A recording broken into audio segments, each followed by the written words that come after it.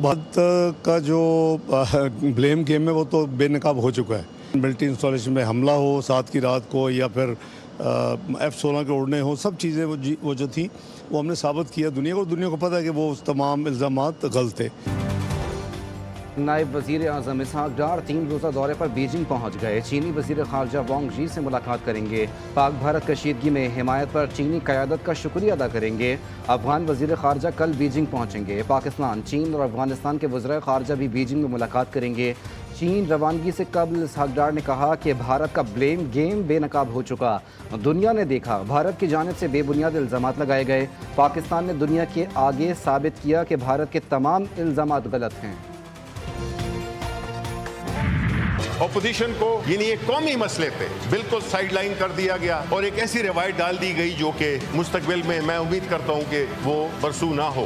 पाकिस्तान तहरीक इंसाफ का एक वर्कर होने की हैसियत से मैं आपको बताना चाहता हूं कि हम जो कि एक लेजिटिमेट पाकिस्तान के लोगों के लेजिटिमेट नुमाइंदे हैं, हम अपनी मुल्क की जिम्मेदारी को कभी भी सियासत में नहीं लाएंगे और हम अपनी मुल्क की खिदमत के लिए हम अपने वफ्द भेजेंगे।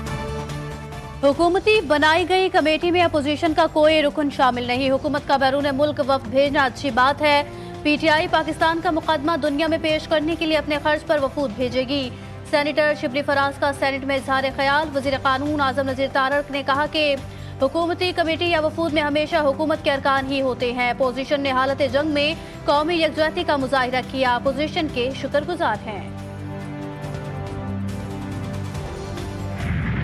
वज़ीर आज़म शहबाज शरीफ का कराची का दौरा। पाक बहरिया के सरबरा एडमिरल नवीद अशरफ की जानिब से वज़ीर आज़म का इस्तकबाल। वज़ीर आज़म की पाक बहरिया के जवानों और अफसरान से मुलाकात। ऑपरेशन बुनियान मरसूस के दौरान भारतीय बहरिया के जारहाना अज़ाइम नाकाम बनाने पर पाक बहरिया को वज़ीर आज़म खिराज तहसीन पेश करेंगे। गवर्नर और वज़ीर आला सिंध से भी मुलाकात की। हम अमन पसंद कौम है। भारत ने उकसाया तो हमारा जवाब फौरी और बेरहमाना होगा। भारत खुद को अमरीका और पाकिस्तान को अफगानिस्तान ना समझे।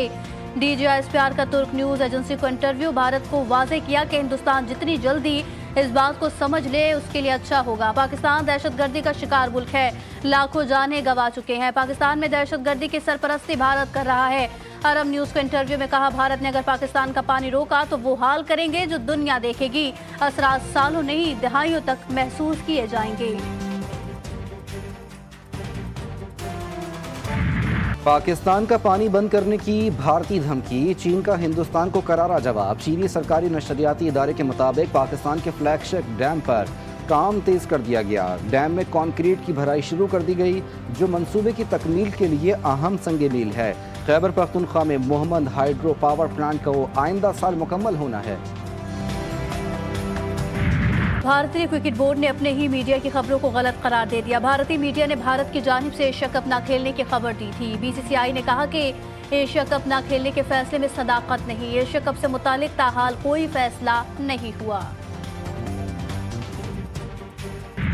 भारतीय फजाइया की एयर डिफेंस की नाकामी। राफेल तैयारों की हजीमत। फ्रांसीसी कंपनी के लिए नई मुश्किलात। पाकिस्तान के हाथों हालिया झड़प में 3 राफेल समेत 6 भारतीय तैयारों की तबाही ने आलमी सतह पर सवालात खड़े कर दिए। इंडोनेशिया का फ्रांस से $8.1 अरब में 42 राफेल खरीदने का मुआहदा इंडोनेशिया के अवाम की तनकीद की जद में आ गया। मुआरका बुनियानुन मरसूस। भारत में सच बोलना जुर्म बन गया। सोशल मीडिया पर भारतीय फौज की ब्रीफिंग पर मजलूमों के हक में सवाल करना महंगा पड़ गया। मुस्लिम प्रोफेसर अली खान गिरफ्तार। अल जजीरा के मुताबिक प्रोफेसर ने बीजेपी की नफरत अंगेजी और कर्नल सोफिया की हिमायत पर आवाज उठाई। अशोका यूनिवर्सिटी के प्रोफेसर पर मुकदमा दर्ज। दिफाई माहिरीन कहते हैं ये गिरफ्तारी मोदी हुकूमत की बौखलाहट और मुस्लिम दुश्मन पॉलिसी का वाज़ेह सबूत है।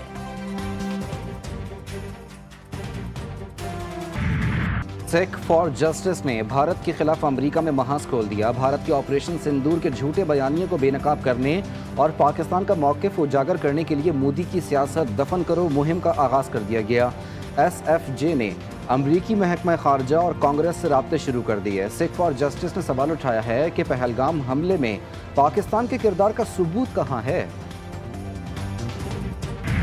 Air chief marshal Zaheer Ahmed Babar Sidhu का कमांड मिलिट्री अस्पताल रावलपिंडी का दौरा। पाक फिजाया, पाक फौज के एहलकारों समेत जख्मी होने वाले शहरियों से मुलाकात। एयर चीफ ने जख्मी एहलकारों के गैर मुतज़लज़ल अज़्म और हौसले को सराहा।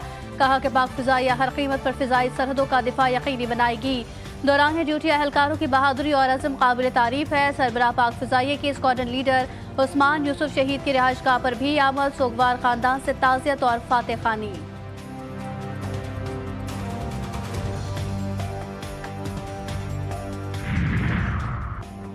मुस्लिम लीग नून के सीनियर रहनुमा इरफान सिद्दीकी ने बानी पीटीआई की पैरोल पर रिहाई की मुखालफत कर दी। सहाफ़ियों से गैर रस्मी गुफ्तगू में इरफान सिद्दीकी ने कहा कि बानी पीटीआई की पैरोल पर रिहाई के लिए हुकूमत की नरमी की कोई बात नहीं। पहले कौन पैरोल पर रिहा हुआ है जो बानी पीटीआई को रिहा किया जाए।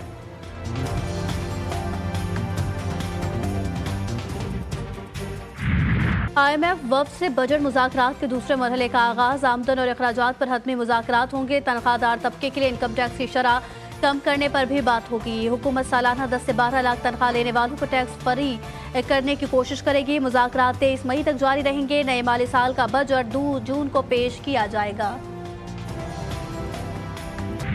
नए बजट में नॉन फाइलर्स के गिर्द घेरा मजीद तंग। FBR का नॉन फाइलर्स को टैक्स नेट में लाने का प्लान तैयार।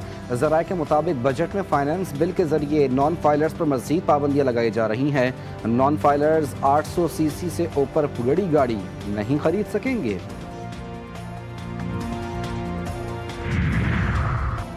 सोने की कीमत में मजीद इजाफा। फी तोला सोना 4,000 रुपये महंगा होकर 3,42,500 रुपये का हो गया।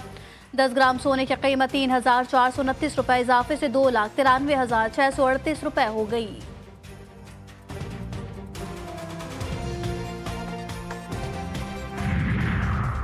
पेशावर में सफाकियत की इंतहा। एक ही खानदान के 6 अफराद कत्ल। क़यामत टूट पड़ी। मकतूलीन में 3 खवातीन भी शामिल।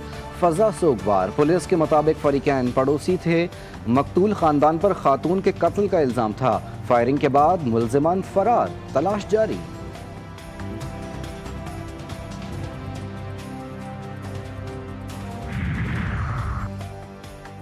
कोरंगी में भी डाकुओं की फायरिंग, शहरी कत्ल। 1 हफ्ते में डकैती मज़ाहमत पर 6 अफराद को कत्ल कर दिया गया। पुलिस के मुताबिक मकतूल अपने बच्चों को लेने के लिए मोटरसाइकिल पर जा रहा था। फायरिंग का वाक़या मोटरसाइकिल छीनने की वारदात के दौरान मज़ाहमत पर पेश आया।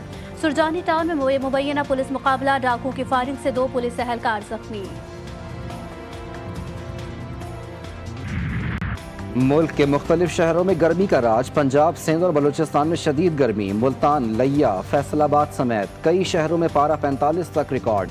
सखर, लाड़काना, नवाबशाह और दादू में भी शदीद गर्मी से शहरी बिलबिला उठे। पारा 46 तक जा पहुंचा। सिब्बी, नौकंडी और दालबदीन में भी सूरज की तपिश। कराची में भी दर्जा हरारत 38 डिग्री सेंटीग्रेड रिकॉर्ड। गर्मी की शिद्दत 46 डिग्री सेंटीग्रेड महसूस की गई। सुप्रीम कोर्ट में मखसूस नशिस्तों के नजरसानी केस की समाअत। 2 जजेस बेंच से अलग हो गए। जस्टिस अमीनुद्दीन ने रिमार्क्स दिए कि 2 जजेस ने खुद 13 रुकनी बेंच से अलग इख्तियार की। 2 मेंबरान की ख्वाहिश पर ही 11 रुकनी बेंच तश्कील दिया है। 26वीं तरमीम के बाद नजर के सब छोटा बेंच भी सुन सकता है। सुन्नी इत्तेहाद काउंसिल के वकील ने कहा, नजरसानी केस मरकजी बेंच ही सुनता है। जस्टिस मोहम्मद अली मजहर ने रिमार्क्स दिए, दोनों जज फैसला दे चुके, वो बैठ कर क्या करेंगे। समाअत कल तक मुलतवी।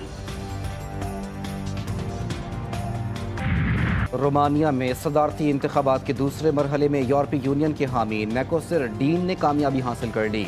अमरीकी सदर डोनाल्ड ट्रंप के हमायत याफ्ता सदारती उम्मीदवार जॉर्ज सिमोइन को शिकस्त का सामना। पुर्तगाल के आम इंतखाबात में दाएं बाजू जमात डेमोक्रेटिक अलायंस के उम्मीदवार कामयाब। पोलैंड के सदारती इंतखाबात के पहले मरहले में लिबरल मेयर रफाल को वोटिंग में बरतरी। कदामत परस्त उम्मीदवार कैरोल दूसरे नंबर पर। वोटिंग का दूसरा मरहला 1 जून को होगा। लाहौर कलंदर्स ने प्लेऑफ मरहले के लिए क्वालिफाई कर लिया। पेशावर ज़ल्मी को 26 रन से शिकस्त। 150 रन के हदफ के ताकुब में ज़ल्मी की टीम 123 रन बना सकी। लाहौर कलंदर्स ने मुकर्ररा 13 ओवर्स में 8 विकेटों पर 149 रन बनाए। 28वें मैच में कोयटा ग्लेडिएटर्स ने मुल्तान सुल्तान्स को हराया था। कराची किंग्स, इस्लामाबाद यूनाइटेड और कोयटा ग्लेडिएटर्स पहले ही प्लेऑफ में पहुंच चुकी थी। ईद कुर्बा करीब, शहरियों का मुख्तलिफ मवेशी मंडियों का रुख। कराची में नॉर्दर्न बाईपास पर 1200 एकड़ पर सजी मवेशी मंडी की रौनक में इजाफा होने लगा। बड़ी तादाद में शहरी जानवर देखने पहुंचने लगे। मोटे ताज़े बैल तवज्जो का मरकज। लाहौर की मवेशी मंडी में बॉडी बिल्डर और पांडा बैलों की धूम।